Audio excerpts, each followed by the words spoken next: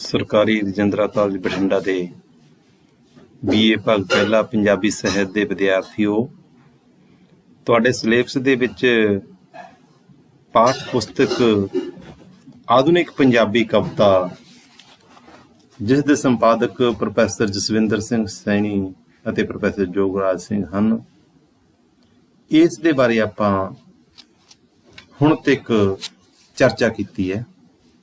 ਵੱਖ-ਵੱਖ ਲੈਕਚਰਾਂ ਦੇ ਵਿੱਚ ਇਸ ਪਾਠ ਪੁਸਤਕ ਵਿੱਚ ਸ਼ਾਮਲ ਕੀਤੇ ਗਏ ਕਵੀਆਂ ਦੇ ਜੀਵਨ ਵੇਰਵੇ, ਉਹਨਾਂ ਦੀ ਪੰਜਾਬੀ ਸਾਹਿਤ ਨੂੰ ਦੇਣ ਅਤੇ ਉਹਨਾਂ ਦੀਆਂ ਜਿਹੜੀਆਂ ਕਵਿਤਾਵਾਂ ਇਸ ਪਾਠ ਪੁਸਤਕ ਦੇ ਵਿੱਚ ਸ਼ਾਮਲ ਕੀਤੀਆਂ, ਉਹਨਾਂ ਦੇ ਸਰਲ ਅਰਥ, ਉਹਨਾਂ ਦੇ ਵਿਸ਼ੇ ਵਸਤੂ, ਉਹਨਾਂ ਦੇ ਵਿੱਚੋਂ ਪੈਦਾ ਹੋਣ ਵਾਲੇ ਪ੍ਰਸ਼ਨਾਂ ਦੇ ਉੱਤਰਾਂ ਦੀ ਗੱਲ ਕੀਤੀ ਹੈ। ਵਿਦਿਆਰਥੀਓ, ਤੁਸੀਂ ਲਗਾਤਾਰ ਲੈਕਚਰ ਸੁਣੇ ਹੈ ਔਰ ਤੁਹਾਨੂੰ ਇਸ ਪਾਠ ਪੁਸਤਕ ਦੇ ਵਿੱਚ ਸ਼ਾਮਲ ਕੀਤੇ ਗਏ ਕਵੀਆਂ ਬਾਰੇ ਕਾਫੀ ਹੱਦ ਤੱਕ ਸਮਝ ਵੀ ਲੱਗ ਰਹੀ ਹੈ। ਇਸ ਪਾਠ ਪੁਸਤਕ ਦੇ ਵਿੱਚ ਕੁੱਲ 29 ਕਵੀ ਸ਼ਾਮਲ ਕੀਤੇ ਹੈ। ਆਪਾਂ ਹੁਣ ਤੱਕ 23 ਕਵੀਆਂ ਦੀ ਗੱਲ ਕਰਤੀ ਹੈ। ਅੱਜ 24ਵੇਂ ਕਵੀ ਦੇਵ ਬਾਰੇ ਗੱਲ ਕਰਾਂਗੇ। ਵਿਦਿਆਰਥੀਓ, ਆਪਾਂ ਇਸ ਲੈਕਚਰ ਦੇ ਵਿੱਚ ਦੇਵ ਦੀ ਪੰਜਾਬੀ ਸਾਹਿਤ ਨੂੰ, ਪੰਜਾਬੀ ਕਵਿਤਾ ਨੂੰ ਦੇਣ, ਉਹਨਾਂ ਦਾ ਜੀਵਨ ਵੇਰਵਾ ਅਤੇ ਉਹਨਾਂ ਦੀਆਂ ਜਿਹੜੀਆਂ 2 ਕਵਿਤਾਵਾਂ ਇਸ ਪਾਠ ਪੁਸਤਕ ਦੇ ਵਿੱਚ ਸ਼ਾਮਲ ਕੀਤੀਆਂ ਗਈਆਂ, ਉਹਨਾਂ ਦੇ ਸਰਲ ਅਰਥਾਂ ਦੀ ਗੱਲ ਕਰ ਰਹੇ ਹਾਂ। ਉਹਨਾਂ ਦੀਆਂ ਜਿਹੜੀਆਂ 2 ਕਵਿਤਾਵਾਂ, ਇੱਕ ਪਰਿੰਦੇ, ਦੂਜਾ ਜ਼ਰਦ ਚੁੱਪਾਂ, ਇਹਨਾਂ ਦੋਨਾਂ ਕਵਿਤਾਵਾਂ ਦੀ ਗੱਲ ਕਰਾਂਗੇ। ਪਹਿਲਾਂ ਆਪਾਂ ਦੇਵ ਦੇ ਜੀਵਨ ਵੇਰਵੇ ਦੀ ਗੱਲ ਕਰਦੇ ਹਾਂ ਔਰ ਉਹਦੀ ਪੰਜਾਬੀ ਕਵਿਤਾ ਨੂੰ ਦੇਣ ਦੀ ਗੱਲ ਕਰਦੇ ਹਾਂ। ਦੇਵ ਦਾ ਜਨਮ 1947 ਈਸਵੀ ਨੂੰ ਹੋਇਆ ਸੀ। ਦੇਵ ਪ੍ਰਵਾਸੀ ਪੰਜਾਬੀ ਕਾਵਿਧਾਰਾ ਦਾ ਚਿੰਤਨਸ਼ੀਲ ਅਤੇ ਮੌਲਿਕ ਚੇਤਨਾ ਵਾਲਾ ਕਵੀ ਹੈ। ਹੁਣ ਇਹਦੇ ਵਿੱਚ 2 ਸ਼ਬਦ ਆਏ ਹੈ, ਪ੍ਰਵਾਸੀ ਪੰਜਾਬੀ ਕਾਵਿਧਾਰਾ। ਪੰਜਾਬੀ ਸਾਹਿਤ ਦੇ ਵਿੱਚ ਜਿਹੜੀ ਕਵਿਤਾ ਲਿਖੀ ਜਾ ਰਹੀ ਹੈ, ਆਧੁਨਿਕ ਪੰਜਾਬੀ ਕਵਿਤਾ, ਉਹਦਾ ਇੱਕ ਨਵਾਂ ਜਿਹੜਾ ਟ੍ਰੈਂਡ ਹੈਗਾ, ਇੱਕ ਨਵਾਂ ਜਿਹੜਾ ਧਾਰਾ ਹੈਗੀ ਆ, ਉਹ ਹੈਗੀ ਆ ਪ੍ਰਵਾਸੀ ਪੰਜਾਬੀ ਲੋਕਾਂ ਦੁਆਰਾ ਲਿਖੀ ਜਾ ਰਹੀ ਕਵਿਤਾ। ਜਿਹੜੇ ਲੇਖਕ ਸਾਡੇ ਪੰਜਾਬ ਦੇ ਵਿੱਚੋਂ ਦੁਨੀਆ ਦੇ ਵੱਖ-ਵੱਖ ਦੇਸ਼ਾਂ ਦੇ ਵਿੱਚ ਜਾ ਕੇ ਵੱਸ ਗਏ, ਉੱਥੇ ਉਹਨਾਂ ਨੇ ਆਪਣੇ ਆਪ ਨੂੰ ਸਥਾਪਿਤ ਕੀਤਾ। ਸਥਾਪਿਤ ਕਰਨ ਤੋਂ ਬਾਅਦ ਉਹਨਾਂ ਦੇ ਮਨ ਵਿੱਚ ਦੀ ਵੇਦਨਾ ਕਾਵਿ ਰੂਪ ਦੇ ਵਿੱਚ ਸਾਹਮਣੇ ਆਈ। ਅਸਲ ਦੇ ਵਿੱਚ ਉਹਨਾਂ ਨੇ ਉੱਥੋਂ ਦੇ ਆਪਣੇ ਨਿੱਜੀ ਅਨੁਭਵ ਨੂੰ, ਵਿਦੇਸ਼ਾਂ ਦੇ ਨਿੱਜੀ ਅਨੁਭਵ ਨੂੰ ਪੰਜਾਬੀ ਕਵਿਤਾ ਦੇ ਵਿੱਚ ਪੇਸ਼ ਕੀਤਾ ਔਰ ਉਹਨਾਂ ਦੇਸ਼ਾਂ ਦੇ ਵਿੱਚ ਪੰਜਾਬੀ ਮਨੁੱਖ ਨੂੰ ਜਿਹੜੀਆਂ ਸਮੱਸਿਆਵਾਂ ਦਾ ਸਾਹਮਣਾ ਕਰਨਾ ਪੈਂਦਾ ਹੈ, ਉਹਨਾਂ ਦਾ ਜ਼ਿਕਰ ਪ੍ਰਵਾਸੀ ਕਵੀਆਂ ਨੇ ਆਪਣੀ ਕਵਿਤਾ ਦੇ ਵਿੱਚ ਤੇ ਸਾਹਿਤ ਦੇ ਹੋਰ ਰੂਪਾਂ ਦੇ ਵਿੱਚ ਕੀਤਾ। ਦੇਵ ਵੀ ਇੱਕ ਪ੍ਰਵਾਸੀ ਪੰਜਾਬੀ ਕਵੀ ਹੈ। ਹੁਣ ਦੂਸਰਾ ਸ਼ਬਦ ਇਹਦੇ ਚ ਆਇਆ ਸੀਗਾ ਮੌਲਿਕ ਚੇਤਨਾ। ਮੌਲਿਕ ਚੇਤਨਾ ਦਾ ਭਾਵ ਇਹ ਹੈ ਕਿ ਜਿਹੜੀ ਉਹਦੀ ਲਿਖਣ ਸ਼ੈਲੀ ਹੈ, ਉਹਦੀ ਕਾਵਿ ਸ਼ੈਲੀ ਹੈ, ਉਹ ਬਿਲਕੁਲ ਮੌਲਿਕ ਹੈ। ਉਹਦੇ ਉੱਪਰ ਉਹਦੀ ਆਪਣੀ ਇੱਕ ਛਾਪ ਲੱਗੀ ਹੋਈ ਹੈ। ਦੇਵ ਦੀ ਕਵਿਤਾ ਪੜ੍ਹ ਕੇ ਤੁਹਾਨੂੰ ਮਹਿਸੂਸ ਹੋਊਗਾ ਕਿ ਦੂਸਰੇ ਕਵੀਆਂ ਨਾਲੋਂ ਉਹਦੀ ਭਾਸ਼ਾ ਅਤੇ ਗੱਲ ਕਰਨ ਦਾ ਢੰਗ ਨਿਵੇਕਲ ਹੈ। ਉਹ ਸਿਰਫ ਤੇ ਸਿਰਫ ਆਪਣੇ ਨਜ਼ਰੀਏ ਤੋਂ ਆਪਣੀ ਗੱਲ ਨੂੰ ਵਧੀਆ ਢੰਗ ਨਾਲ ਕਹਿ ਜਾਂਦਾ ਹੈ ਔਰ ਆਪਣੇ ਅਰਥਾਂ ਨੂੰ ਸਪਸ਼ਟ ਕਰ ਜਾਂਦਾ ਹੈ। ਉਹ ਕਵੀ ਵੀ ਹੈ ਅਤੇ ਇੱਕ ਚਿੱਤਰਕਾਰ ਵੀ। ਹੁਣ ਇੱਕ ਗੱਲ ਹੋਰ, ਚਿੱਤਰਕਾਰ, ਇੱਕ ਕਵੀ ਅਤੇ ਇੱਕ ਚਿੱਤਰਕਾਰ ਦੋਨੇ ਇਕੱਠੇ ਹੈ। ਦੇਵ ਦੇ ਮਨ ਦੇ ਵਿੱਚ ਜਿਹੜੀ ਕਲਾ ਹੈਗੀ ਹੈ ਨਾ, ਉਹ ਕਵਿਤਾ ਦੇ ਰਾਹੀਂ ਤਾਂ ਪਾਠਕ ਵਰਗ ਦੇ ਅੱਗੇ ਪੇਸ਼ ਹੁੰਦੀ ਹੈ, ਦੂਸਰੀ ਉਹ ਚਿੱਤਰ ਕਲਾ ਦੇ ਰਾਹੀਂ ਦਰਸ਼ਕ ਵਰਗ ਨੂੰ ਵੀ ਆਪਣੀ ਕਲਾ ਦੇ ਦੀਦਾਰ ਕਰਾਉਂਦਾ, ਆਪਣੀ ਕਲਾ ਦੇ ਦਰਸ਼ਨ ਕਰਾਉਂਦਾ। ਪੰਜਾਬ ਦੇ ਇਸ ਪੇਂਟਰ ਕਵੀ ਦਾ ਜਨਮ, ਹੁਣ ਦੇਖੋ, ਪੇਂਟਰ, ਚਿੱਤਰਕਾਰ ਅਤੇ ਕਵੀ ਦਾ ਜਨਮ 5 ਸਤੰਬਰ 1947 ਈਸਵੀ ਨੂੰ ਨੈਰੋਬੀ, ਕੀਨੀਆ ਵਿੱਚ ਮਾਤਾ ਭਗਵਾਨ ਕੌਰ ਅਤੇ ਪਿਤਾ ਅਰਜਨ ਸਿੰਘ ਦੇ ਘਰ ਹੋਇਆ। ਵਿਦਿਆਰਥੀਓ, ਸਾਡੇ ਪੰਜਾਬ ਦੇ ਵਿੱਚੋਂ ਅੰਗਰੇਜ਼ ਰਾਜ ਜਦੋਂ ਆ ਗਿਆ ਸੀ ਨਾ, ਅੰਗਰੇਜ਼ਾਂ ਨੇ ਆਪਣਾ ਰਾਜ ਸਥਾਪਿਤ ਕਰ ਲਿਆ ਸੀ। ਉਸ ਤੋਂ 25-30 ਸਾਲ ਬਾਅਦ ਸਾਡੇ ਪੰਜਾਬੀ ਲੋਕ ਪੰਜਾਬ ਤੇ ਭਾਰਤ ਨੂੰ ਛੱਡ ਕੇ ਵੱਖ-ਵੱਖ ਦੇਸ਼ਾਂ ਦੇ ਵਿੱਚ ਪ੍ਰਵਾਸ ਕਰਨਾ ਸ਼ੁਰੂ ਕਰ ਦਿੰਦੇ ਆ ਤੇ ਕੁਝ ਲੋਕਾਂ ਨੂੰ, ਸਾਡਿਆਂ ਨੂੰ ਅੰਗਰੇਜ਼ਾਂ ਨੇ ਅਫਰੀਕਨ ਕੰਟਰੀ ਦੇ ਵਿੱਚ ਵੀ ਵਸਾਇਆ ਸੀ, ਜਿਹੜੇ ਲੋਕ ਕਿੱਤੇ ਦੇ ਮਾਹਰ ਸੀਗੇ ਔਰ ਉੱਥੇ ਅੰਗਰੇਜ਼ਾਂ ਦੇ ਕੰਮ ਚੱਲ ਰਹੇ ਸੀਗੇ। ਉਹਨਾਂ ਕੰਮਾਂ ਦੇ ਵਿੱਚ ਸਾਡੇ ਪੰਜਾਬੀ ਲੋਕਾਂ ਨੇ ਜਾ ਕੇ ਕੰਮ ਕੀਤਾ, ਜੌਬ ਕੀਤੀਆਂ, ਤੇ ਕੁਛ ਲੋਕ ਉੱਥੇ ਜਾ ਕੇ ਸੈਟਲ ਵੀ ਹੋ ਗਏ ਸੀਗੇ। ਜਿਵੇਂ ਇਹਦੇ ਪਿਤਾ ਅਰਜਨ ਸਿੰਘ ਇਹ ਕੀਨੀਆ ਦੇ ਵਿੱਚ ਜਾ ਕੇ, ਨੈਰੋਬੀ ਦੇ ਵਿੱਚ ਜਾ ਕੇ ਸੈਟਲ ਹੋ ਗਏ ਸੀ। ਉਹਦੀ ਜਿਹੜੀ ਮੁੱਢਲੀ ਵਿੱਦਿਆ ਨੈਰੋਬੀ ਤੋਂ ਹੀ ਮਿਲੀ, ਉਹਨਾਂ ਨੂੰ ਉੱਥੋਂ ਹੀ ਪ੍ਰਾਪਤ ਕੀਤੀ। ਉਹਨੇ ਕੁਝ ਸਮਾਂ ਉਹ ਲੁਧਿਆਣਾ ਜ਼ਿਲ੍ਹੇ ਦੇ ਜਗਰਾਓਂ ਇਲਾਕੇ ਵਿੱਚ ਵੀ ਰਿਹਾ। ਤੇ ਜਿਹੜੇ ਸਾਡੇ ਪ੍ਰਵਾਸੀ ਲੋਕ ਆ ਫਿਰ ਉਹ ਆਪਣੇ ਬੱਚਿਆਂ ਨੂੰ ਕਿਤੇ ਨਾ ਕਿਤੇ ਪੰਜਾਬ ਨਾਲ ਜੋੜਨ ਲਈ ਪੰਜਾਬ ਦੇ ਵਿੱਚ ਭੇਜਦੇ ਆ। ਉਹਨਾਂ ਦੇ ਵਿੱਚ ਵੀ ਦੇਵ ਨੂੰ ਵੀ ਇਹ ਅਵਸਰ ਮਿਲਿਆ ਔਰ ਜਗਰਾਓਂ ਇਲਾਕੇ ਦੇ ਵਿੱਚ ਉਹ ਰਿਹਾ। ਉਸ ਦੀਆਂ ਕਾਵਿ ਪੁਸਤਕਾਂ ਦੇ ਨਾਂ ਹਨ ਮੇਰੇ ਦਿਨ ਦਾ ਸੂਰਜ 1969 ਈਸਵੀ ਦੇ ਵਿੱਚ ਛਪੀ, ਵਿਦਰੋਹ 1970, ਦੂਸਰੇ ਕਿਨਾਰੇ ਦੀ ਤਲਾਸ਼ 1978, ਮਤਾਬੀ ਮਿੱਟੀ 1983, ਪ੍ਰਸ਼ਨ ਅਤੇ ਪ੍ਰਵਾਜ਼ 1992, ਸਵਦਾਂਤ 1999, ਹੁਣ ਤੋਂ ਪਹਿਲਾਂ 2000 ਅਤੇ ਉੱਤਰੈਣ ਸੂਰਜ ਵੱਲ ਦੀ ਯਾਤਰਾ ਇਹ 2011 ਈਸਵੀ ਦੇ ਵਿੱਚ ਛਪੀ। ਦੇਵ ਨੂੰ ਭਾਰਤੀ ਸਾਹਿਤ ਅਕਾਦਮੀ ਦਾ ਜਿਹੜਾ ਪੁਰਸਕਾਰ ਮਿਲਿਆ, ਇਹ ਸਾਹਿਤ ਜਿਹੜਾ ਅਵਾਰਡ ਸੀਗਾ ਉਹਨਾਂ ਨੂੰ 2021 ਈਸਵੀ ਦੇ ਵਿੱਚ ਮਿਲਿਆ। ਤੇ ਉਹਨਾਂ ਦੀ ਕਾਵਿ ਪੁਸਤਕ ਜਿਹਦੇ ਉੱਤੇ ਮਿਲਿਆ ਉਹਦਾ ਨਾਮ ਸੀਗਾ ਸ਼ਬਦਾਂਤ। ਦੇਵ ਪੰਜਾਬੀ ਦਾ ਅਜਿਹਾ ਕਵੀ ਹੈ ਜਿਸ ਦੀ ਪ੍ਰਸਿੱਧੀ ਉਸਦੀ ਕਵਿਤਾ ਦੇ ਨਾਲ ਨਾਲ ਉਸਦੀਆਂ ਪੇਂਟਿੰਗਾਂ ਕਰਕੇ ਵੀ ਹੋਈ ਹੈ। ਉਸਦੀਆਂ ਕਲਾ ਕਿਰਤਾਂ ਦੀ ਸੰਸਾਰ ਪੱਧਰ ਤੇ ਬਹੁਤ ਮੰਗ ਹੈ।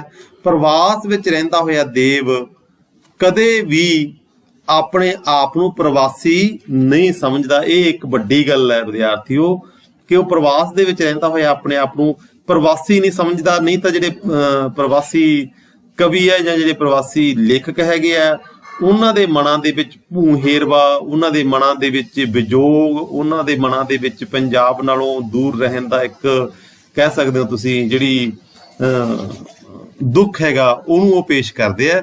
ਪਰ ਦੇਵ ਨੇ ਕਦੇ ਵੀ ਆਪਣੇ ਆਪ ਨੂੰ ਪ੍ਰਵਾਸੀ ਨਹੀਂ ਸਮਝਿਆ। ਦੇਵ ਦੀ ਪ੍ਰਵਾਸੀ ਕਵਿਤਾ ਨੂੰ ਭੂ-ਹੇਰਵੇ ਤੋਂ ਮੁਕਤੀ ਮਿਲੀ ਹੋਈ ਹੈ। ਉਹਨੇ ਸਮੁੱਚੀ ਪੰਜਾਬੀ ਕਵਿਤਾ ਨੂੰ ਵੀ ਮੁਕਤ ਕਰਨ ਦਾ ਇੱਕ ਕਾਰਜ ਕੀਤਾ। ਉਹ ਇੱਕ ਵਿਸ਼ਵ ਸੋਚ ਲੈ ਕੇ ਜੀ ਰਿਹਾ ਹੈ, ਜਿਹੜੀ ਮੁਲਕਾਂ ਦੀਆਂ ਸਰਹੱਦਾਂ ਤੇ ਜਗਰਾਫੀਏ ਤੋਂ ਪਾਰ ਦੀ ਸੋਚ ਹੈ, ਅਤੇ ਉਸ ਦੀ ਕਵਿਤਾ ਵਿੱਚ ਵੀ ਇਸ ਸੋਚ ਦੇ ਝਲਕਾਰੇ ਦੇਖੇ ਜਾ ਸਕਦੇ ਹਨ। ਉਸ ਦੀ ਕਵਿਤਾ ਸ਼ਬਦਾਂ ਅਤੇ ਰੰਗਾਂ ਦੀ ਭਾਸ਼ਾ ਵਿੱਚ ਆਪਣੀ ਗੱਲ ਕਹਿੰਦੀ ਹੈ। ਸ਼ਬਦਾਂ ਤਾਂ ਹੋ ਗਿਆ ਕਵਿਤਾ ਦੇ ਰੂਪ ਦੇ ਵਿੱਚ, ਰੰਗਾਂ ਇੱਕ ਉਹ ਬੰਦਾ ਪੇਂਟਰ ਵੀ ਸੀਗਾ ਜਾਂ ਉਹ ਬੰਦਾ ਇੱਕ ਕਲਾਕਾਰ ਵੀ ਹੈਗਾ, ਚਿੱਤਰਕਾਰ ਵੀ ਹੈਗਾ। ਉਹ ਸਾਰੀ ਗੱਲ ਆਪਣੀ ਭਾਸ਼ਾ ਨੂੰ ਇਸ ਢੰਗ ਨਾਲ, ਆਪਣੀ ਗੱਲ ਨੂੰ ਇਸ ਢੰਗ ਨਾਲ ਕਹਿੰਦਾ, ਇਸ ਤਰ੍ਹਾਂ ਦੀ ਭਾਸ਼ਾ ਨਾਲ ਕਹਿੰਦਾ ਜਿਹਦੇ ਵਿੱਚ ਸ਼ਬਦ ਵੀ ਹੈ ਤੇ ਰੰਗਾਂ ਦੀ ਵੀ ਸੁਮੇਲ ਮਿਲਦਾ ਹੈ।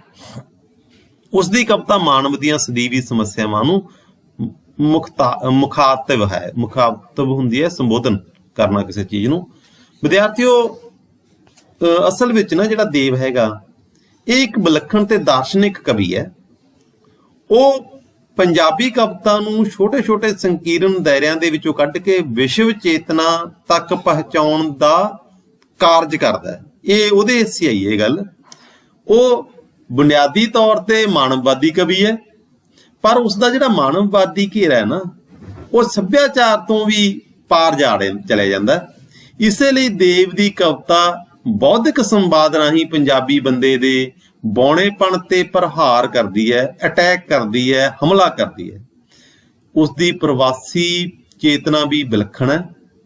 ਉਹ ਬਾਹਰ ਰਹਿੰਦਿਆਂ ਵੀ ਪ੍ਰਵਾਸ ਦੇ ਰੋਣੇ ਨਹੀਂ ਰੋਂਦਾ, ਸਗੋਂ ਬੌਧਿਕ ਸਮਰੱਥਾ ਰਾਹੀਂ ਮਾਨਵ ਨੂੰ ਜਿਉਣ ਅਤੇ ਆਪਣਾ ਅਸਤਿਤਵ ਪਹਿਚਾਨਣਾ ਸਿਖਾਉਂਦਾ ਹੈ। ਇਹ ਦੇਵ ਦੀ ਕਵਿਤਾ ਦਾ ਪ੍ਰਮੁੱਖ ਗੁਣ ਹੈ। ਹੁਣ ਆਪਾਂ ਜਿਹੜੀਆਂ ਉਹਦੀਆਂ ਕਵਿਤਾਵਾਂ ਸ਼ਾਮਲ ਨੇ ਸਾਡੇ ਪਾਠ ਪੁਸਤਕ ਦੇ ਵਿੱਚ, ਉਹਨਾਂ ਦੀ ਗੱਲ ਕਰਦੇ ਹਾਂ।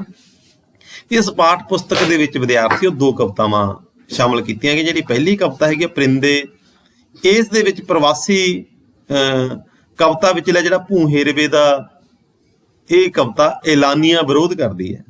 ਭੂ-ਹੇਰਵੇ ਦੀ ਗੱਲ ਜਿਹੜੀ ਵੱਖ-ਵੱਖ ਕਵੀਆਂ ਨੇ ਕੀਤੀ ਹੈ, ਉਹਦਾ ਵਿਰੋਧ ਦੇ ਵਿੱਚ ਜਾ ਕੇ ਖੜਦੀ ਹੈ ਕਵਿਤਾ, ਜਿਸ ਵਿੱਚ ਉਸਨੇ ਪ੍ਰਵਾਸੀ ਲਈ ਵਰਤੇ ਜਾਂਦੇ ਮੁੱਖ ਚਿਹਨ ਪਰਿੰਦੇ ਨੂੰ ਫੋਕਸ ਵਿੱਚ ਰੱਖ ਕੇ ਉਸਦੇ ਕਦੇ ਵੀ ਮਾਤ ਭੂਮੀ ਵਿੱਚ ਨਾ ਪਰਤ ਆਉਣ ਦੀ ਗੱਲ ਕਹੀ ਹੈ। ਹੁਣ ਪਰਿੰਦਾ ਇੱਕ ਅਜਿਹਾ ਬਿੰਬ, ਅਜਿਹਾ ਪ੍ਰਤੀਕ ਪੇਸ਼ ਕੀਤਾ ਪ੍ਰਵਾਸੀ ਕਵੀਆਂ ਨੇ ਕਿ ਅਸੀਂ ਤਾਂ ਪਰਿੰਦਿਆਂ ਦੀ ਤਰ੍ਹਾਂ ਜਿਹੜੇ ਆਪਣੇ ਘਰਾਂ ਨੂੰ ਛੱਡ ਕੇ ਆ ਗਏ ਹਾਂ, ਵਾਪਸ ਘਰਾਂ ਨੂੰ ਪਰਤਾਂਗੇ, ਨਹੀਂ ਪਰਤਾਂਗੇ, ਇਹਦੇ ਬਾਰੇ ਗੱਲ ਨਹੀਂ ਕੀਤੀ ਜਾ ਸਕਦੀ। ਪਰ ਇਸ ਕਵੀ ਨੇ ਇਸ ਨੂੰ ਇੱਕ ਨਵੇਂ ਨਜ਼ਰੀਏ ਤੋਂ ਪੇਸ਼ ਕੀਤਾ ਹੈ, ਇੱਕ ਨਵੇਂ ਨਜ਼ਰੀਏ ਤੋਂ ਇਸ ਦੀ ਗੱਲ ਕੀਤੀ ਹੈ। ਉਸ ਲਈ ਸਾਰੀਆਂ ਧਰਤੀਆਂ ਆਪਣੀਆਂ ਹਨ, ਉਸ ਦੀ ਪਰਵਾਜ਼ ਪਰਤਣ ਲਈ ਨਹੀਂ, ਸ਼ੁੱਧ ਪਰਵਾਜ਼ ਹੈ। ਹਾਂ, ਦੂਸਰੇ ਜਿਹੜੇ ਲੋਕ ਹੈਗੇ ਪਰਤਣ ਦੇ ਲਈ ਜਾਂ ਵਾਪਸ ਹੇਰਵੇ ਦੀ ਗੱਲ ਕਰਦੇ, ਆਪਣੇ ਭੂ ਹੇਰਵੇ ਦੀ, ਪਰ ਇਹ ਕਵੀ ਹੈ ਜਿਹੜਾ ਭੂ ਹੇਰਵੇ ਦੀ ਗੱਲ ਨਹੀਂ ਕਰਦਾ, ਸਗੋਂ ਉਹਦੀ ਜਿਹੜੀ ਪਰਵਾਜ਼ ਹੈ ਨਾ, ਸ਼ੁੱਧ ਪਰਵਾਜ਼ ਤੋਂ ਭਾਵ ਕਿ ਉਹ ਪੱਕੇ ਤੌਰ ਤੇ ਸੈਟਲ ਹੋਣ ਲਈ ਗਿਆ ਔਰ ਉੱਥੇ ਜਾ ਕੇ ਆਪਣੀ ਇੱਕ ਨਵੀਂ ਹੋਂਦ ਬਣਾਉਣ ਦੀ ਗੱਲ ਕਰਦਾ ਉਹ ਬੰਦਾ। ਦੂਜੀ ਕਵਿਤਾ ਯਰਦ ਚੁੱਪਾਂ ਕਵੀ ਦੇ ਕਿਰਦਾਰ ਬਾਰੇ ਹੈ। ਕਵੀ ਦਾ ਮੁੱਠੀ ਮੁੱਠੀ ਅੱਗ ਵਿੱਚ ਮੱਚਣਾ ਉਸ ਦੀ ਚਾਹਤ ਦਾ ਹਿੱਸਾ ਹੁੰਦਾ ਹੈ। ਕਵੀ ਭੀੜ ਤੋਂ ਪਾਰ, ਨਾਰਿਆਂ ਤੋਂ ਮੁਕਤ, ਸਤਾ ਤੋਂ ਬੇਨਿਆਜ਼, ਸੱਚ ਦੀ ਕਈ ਕੋਨਾਂ ਤੋਂ ਪਰਖ ਕਰਨ ਵਾਲਾ ਹੁੰਦਾ ਹੈ। ਉਹ ਜਿਹੜਾ ਹੈਗਾ ਬੰਦਾ ਇੱਕ ਤਰ੍ਹਾਂ ਦੇ ਨਾਲ ਕਹਿ ਸਕਦੇ ਹੋ ਤੁਸੀਂ ਕਿ ਕਵੀ ਇਹਨਾਂ ਚੀਜ਼ਾਂ ਤੋਂ ਉੱਪਰ ਉੱਠ ਕੇ ਸੱਚ ਦੀ ਭਾਲ ਕਰਦਾ, ਸੱਚ ਦੀ ਪਰਖ ਕਰਦਾ। ਇਸ ਦੇ ਨਾਲ ਹੀ ਵਿਦਿਆਰਥੀਓ ਇਸ ਕਵਿਤਾ ਦੇ ਵਿੱਚ ਕਵੀ ਇਹ ਗੱਲ ਕਹਿੰਦਾ ਕਿ ਅਸਲ ਦੇ ਵਿੱਚ ਉਹ ਨਾ ਸਧਾਰਨਤਾ ਨਾਲ ਪਿਆਰ ਕਰਨ ਵਾਲਾ ਹੁੰਦਾ ਹੈ, ਇਸ ਤਰ੍ਹਾਂ ਦੀ ਸੋਚ ਵਾਲਾ ਹੁੰਦਾ। ਦੇਵ ਨੇ ਇਸ ਕਵਿਤਾ ਵਿੱਚ ਤੰਜ ਦੀ ਜੁਗਤ ਨੂੰ ਬਹੁਤ ਖੂਬੀ ਨਾਲ ਵਰਤਿਆ ਹੈ। ਸੋ ਵਿਦਿਆਰਥੀਓ, ਇਸ ਕਵਿਤਾ ਦੇ ਵਿੱਚ ਕਵੀ ਇੱਕ ਨਵਾਂ ਨਜ਼ਰੀਆ ਪੇਸ਼ ਕਰਦਾ ਹੈਗਾ, ਇੱਕ ਨਵੀਂ ਸੋਚ ਪੇਸ਼ ਕਰਦਾ ਹੈ। ਆਪਾਂ ਜਦੋਂ ਇਹਨਾਂ ਦੋਨਾਂ ਕਵਿਤਾਵਾਂ ਦੇ ਪਾਠ ਦੀ ਗੱਲ ਕਰਾਂਗੇ, ਉਹਦੇ ਸਰਲ ਅਰਥਾਂ ਦੀ ਗੱਲ ਕਰਾਂਗੇ, ਤਾਂ ਇਹ ਚੀਜ਼ਾਂ ਸਾਰੀਆਂ ਉੱਭਰ ਕੇ ਸਾਹਮਣੇ ਆਉਣਗੀਆਂ। ਹੁਣ ਆਪਾਂ ਉਹਦੀਆਂ ਦੋਨਾਂ ਕਵਿਤਾਵਾਂ ਦੇ ਸਰਲ ਅਰਥ ਕਰਦੇ ਹਾਂ ਤੇ ਉਹਦੇ ਵਿੱਚੋਂ ਪੈਦਾ ਹੋਣ ਵਾਲੇ ਪ੍ਰਸ਼ਨਾਂ ਦੀ ਗੱਲ ਕਰਦੇ ਹਾਂ। ਪਹਿਲਾਂ ਆਪਾਂ ਉਹਦੀ ਕਵਿਤਾ ਪਰਿੰਦੇ, ਇਹਦੇ ਬਾਰੇ, ਇਹਦੇ ਸਰਲ ਅਰਥ ਕਰਦੇ ਹਾਂ, ਇਹਦੇ ਬਾਰੇ ਆਪਾਂ ਚਰਚਾ ਕਰਦੇ ਹਾਂ।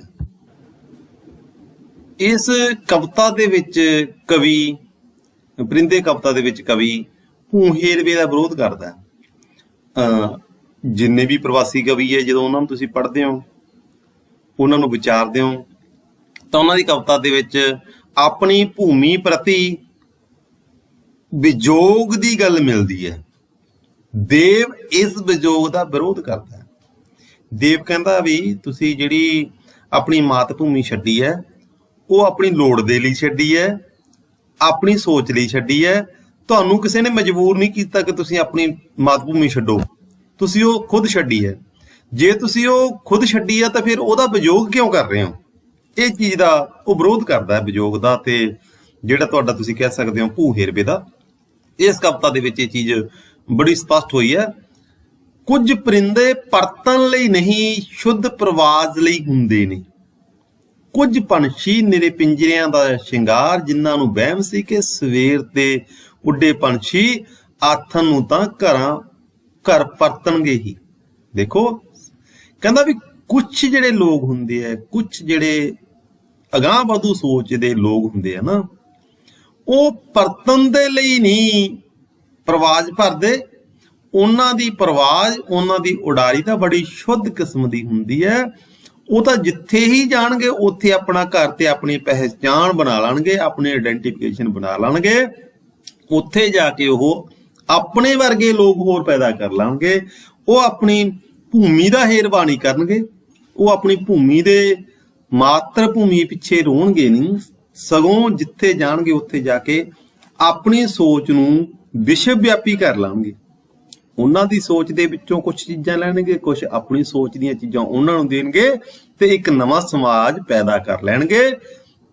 ਇਹ ਜਿਹੜੇ ਲੋਕ ਹੈਗੇ ਆ, ਜਿਹੜੇ ਕਿ ਆਪਣੇ ਮਾਤਰ ਭੂਮੀ ਦਾ ਭੂ ਹੇਰਵਾ ਕਰੀ ਜਾਂਦੇ ਆ, ਉਹ ਤਾਂ ਇੱਕ ਤਰ੍ਹਾਂ ਦੇ ਨਾਲ ਪਿੰਜਰਿਆਂ ਦੇ ਸ਼ਿੰਗਾਰੀ ਪੰਛੀਆਂ ਦੀ ਤਰ੍ਹਾਂ ਹੁੰਦੇ ਆ।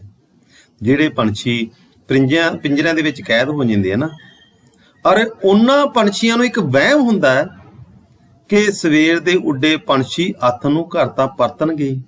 ਉਸ ਤਰ੍ਹਾਂ ਦੀ ਸੋਚ ਰੱਖਦੇ ਆ। ਕਵੀ ਕਹਿੰਦਾ ਕਿ ਇਹ ਜਿਹੜੀਆਂ ਚੀਜ਼ਾਂ ਹੈਗੀਆਂ, ਇਹ ਉਹਨਾਂ ਦੀ ਸੋਚ ਦੇ ਅਨੁਸਾਰ ਸਹੀ ਹੋ ਸਕਦੀਆਂ, ਪਰ ਮੇਰੀ ਸੋਚ ਤਾਂ ਇੱਕ ਆਜ਼ਾਦ ਪੰਛੀ ਦੀ ਤਰ੍ਹਾਂ, ਜਿਹੜਾ ਆਕਾਸ਼ ਦੇ ਵਿੱਚ ਉਡਾਰੀ ਮਾਰਦਾ। ਉਡਾਰੀ ਮਾਰ ਕੇ ਜੇਕਰ ਉਹਨੂੰ ਕੋਈ ਨਵੀਂ ਧਰਤੀ ਚੰਗੀ ਲੱਗਦੀ ਹੈ ਤਾਂ ਉੱਥੇ ਜਾ ਕੇ ਆਪਣਾ ਘਰ, ਆਪਣਾ ਰਹਿਣ ਬਸੇਰਾ ਬਣਾ ਲੂਗਾ। ਉਹਨੂੰ ਫਿਕਰ ਨਹੀਂ ਹੈਗਾ ਵਾਪਸ ਪਰਤਣ ਦਾ, ਤੇ ਨਾ ਹੀ ਉਹਨੂੰ ਫਿਕਰ ਹੈਗਾ ਆਪਣੇ ਭੂ ਹੇਰਵੇ ਦਾ, ਨਾ ਹੀ ਉਸ ਤਰ੍ਹਾਂ ਦੇ ਭੂ ਹੇਰਵੇ ਦੀ ਗੱਲ ਕਰਦਾ ਹੈ।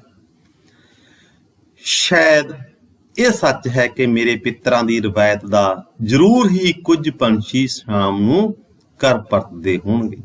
ਪਿੱਤਰ ਹੁੰਦਾ ਹੈਗਾ ਪੂਰਵਜ ਲੋਕ, ਜਿਹੜੇ ਸਾਡੇ ਪਿਓ ਦਾਦੇ, ਦਾਦਿਆਂ ਦੇ ਅੱਗੇ ਪਿਓ ਦਾਦੇ, ਇਹ ਪਿੱਤਰ ਹੈ ਜਿਹੜੇ ਸਾਡੇ, ਉਹਨਾਂ ਦੀ ਕਹਿੰਦਾ ਰਵਾਇਤ ਹੋਊਗੀ। ਸਾਡੇ ਪੀੜ੍ਹੀ ਦਰ ਪੀੜ੍ਹੀ ਸਾਡੇ ਪੂਰਵਜ ਲੋਕ ਹੈ, ਉਹਨਾਂ ਦੀ ਹੋ ਸਕਦਾ ਰਵਾਇਤ ਹੋਵੇ। ਕਹਿੰਦਾ ਸੱਚ ਵੀ ਹੋ ਸਕਦੀ ਹੈ ਕਿ ਕੁਛ ਪੰਛੀ ਵਾਪਸ ਘਰਾਂ ਨੂੰ ਪਰਤਦੇ ਹੋਣਗੇ।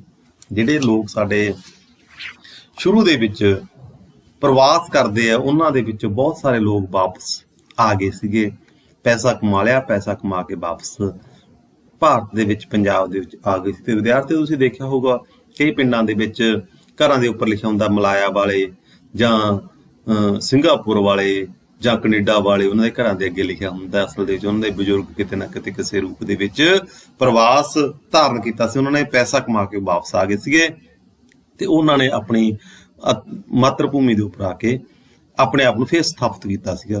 ਕਹਿੰਦਾ ਕੁਛ ਲੋਕ ਉਦਾਂ ਦੇ ਹੁੰਦੇ ਹੋਣਗੇ।